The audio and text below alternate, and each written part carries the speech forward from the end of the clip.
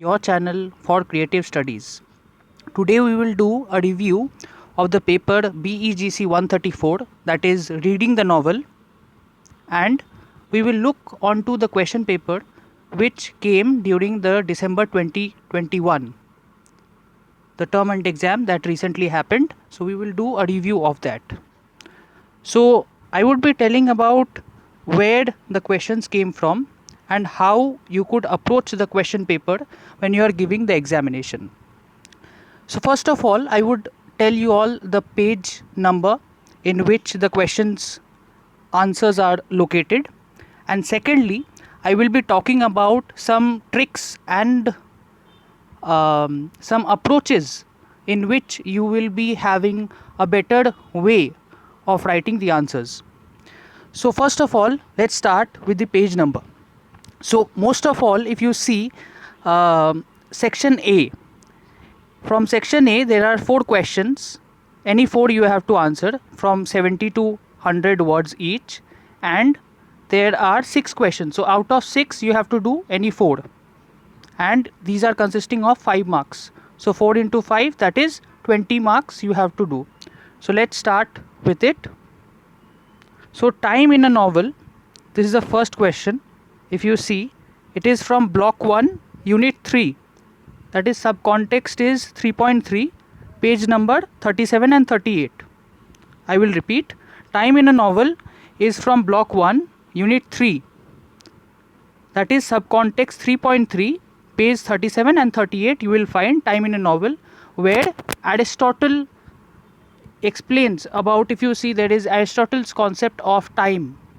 So time and place, if you see, the context is there, time and place, there you can find out the time in a novel. Next question goes on with round characters. So round characters, you will find the answer. If you see round characters, this one, round characters you will find in block 1 unit 2, page 25, and subcontext 2.3. You will see there is one table as well, flat characters and round characters. So there is difference between that two.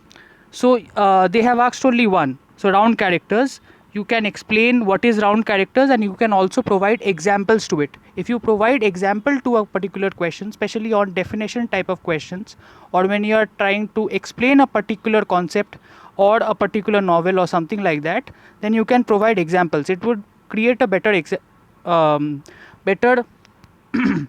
better outlook of the answer that you are writing.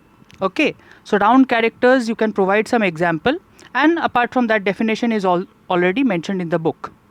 Next question goes on with types of plot.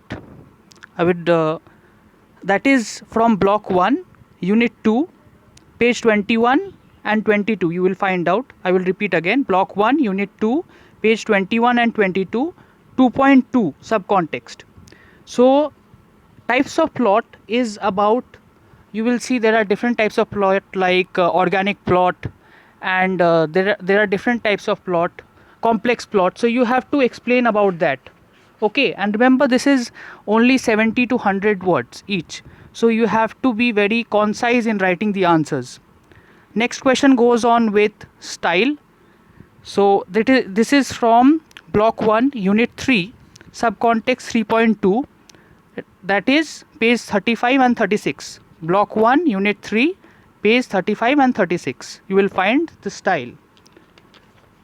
Okay, next in the style, you will I would just give you an overview of what style is.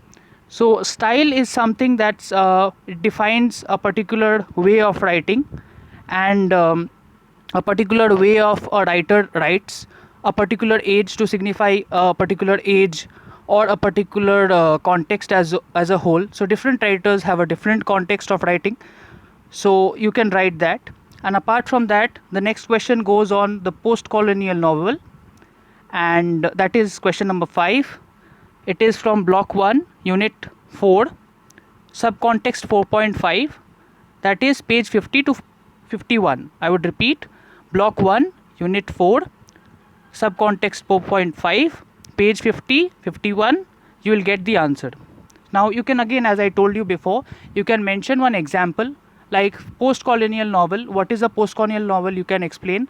Like you can write that what is a post-colonial novel, like during the time of colonialism, after what happened during the colonial areas like Africa. So Africa was colonized by many European countries, so you can write that. Apart from that, also you can mention the example, like things fall apart. So that you can mention, that is a novel that is there in our book, so you can mention that example. So that is there, you can mention that. Apart from that, we will go on to the next thing, that is extra. Wait, let me just do it again. Extra disciplinary novel. Okay, this is the last of section A. So this is from block 1, unit 1, 1.4, subcontext, page 9. You will find it. I will repeat, block 1, unit 1, subcontext 1.4, page 9. Now what is extradisciplinary novel is in very discrete manner, because it is just 1 or 2 lines in the novel, in the book that is there. So you can write in that way, that what is an extra disciplinary novel. From its context itself, it is explaining a type of discipline. So you have to mention in a way that if you are trying to write this question, if you are attempting this type of questions where you do not have that much amount of information, then you have to learn, you have to know better context of it. Okay, so make sure if you are writing these type of questions which have very less context in the book, you have to research it from before. If you are actually doing a research of the types of novel, then you have to do that, and then you can write it. So apart from that, this is section A. So out of part 4 questions you have to attempt out of 6 questions. Okay, next we are going on to section B. Section B is answer any 2 questions, 150 to 200 words each. Okay, we will go on to that, and with this I would again tell you the question number, question paper answers, where it is located. So the first question, if you see here, write a detailed note on the use of symbolism in the awakening. So it's block 2, unit 1, 1.5, subcontext, page 10 and 11. So block 2, you will see there is already a context on how what is symbolism according to the awakening. What are the symbolism that is mentioned? So it is the birds, the sea. Okay, apart from that, it is written on a more on a contextual basis. Apart from that, again there is one more thing that is given on another page, that is block 2, unit 4, 4.5, that is page 38 and 39 or 40, and continuing to 40. So 38, 39, 40, 3 pages we have the same thing. So you have a lot of context of it. So you have to cripple the answer when you are actually attempting these type of answers. So you have to shorten the answer. So it is 2 pages. One is block 2, unit 1. Again in block 2, unit 4, you will find one is on page 10 and 11, and on page 38, 39, 40 you will find that symbolism is mentioned. Okay, next we will go on to the comment on the plight. Comment on the, I will just get the cursor right. Okay, so comment on the plight of the tribals as represented in Paraja. So it is about the plight or what the tribals has to face. They were very simple people. So the answer is well written in the book, and you can frame it as well. It is all about framing. So you can frame it from block 3, unit 2, that is page 19 and 20. You will find it out. It is well written, and you have to frame the answers as well. It is not ready made. You have to frame it on your own. You have to understand the context, and then you have to answer the questions. Apart from that, we will move on to next, page 9, trace the development of the Nigerian novel in English. So it is on block 4, unit 2, page 22. That is subcontext 2.3.4. Okay, so it is about the development of Nigerian novel in English. So what is the thing? I would just get the cursor right. Again, it is here, this question I am referring to. So it is about, if I will talk about the context, so it is about how the Nigerian novel came into English and what are the different types of Nigerian novels like Amos Tatula, and there is a lot of examples, so you have to answer it in 150 to 200 words each. So you have to just give a gist of it and you have to mention it properly. Apart from that, let's go on to question number 10. So would you agree that there are many folk elements in Things Fall Apart? So the next question, we are going on to this. I will get the cursor. Yes, so it's block 4, unit 4, page 49 and 50. This thing you will get it and you have to answer about the folk elements. You will see in Things Fall Apart there are many folk elements and many things are there, so you can read it out and then you have to answer those questions when what is asked. So what you can say is about the many folk elements and how the people actually approach it. So you can approach that question. Some questions you have to reframe it. You can give a better introduction whenever they ask, but especially when it's 150 to 200 words each, you can still stay on to the words, you can understand the context and you can write it. Okay, next, moving on to the last section of it, and after that I will be telling about some more things. So it is about section C, attempt a feminist reading of The Awakening, that is from block 2, unit 4, page 35 and 36. Okay, I will get the cursor right. Here it is. Let me get it right.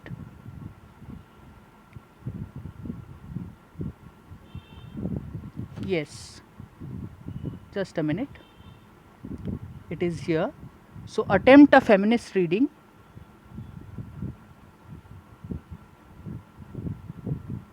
okay, I am referring to this question.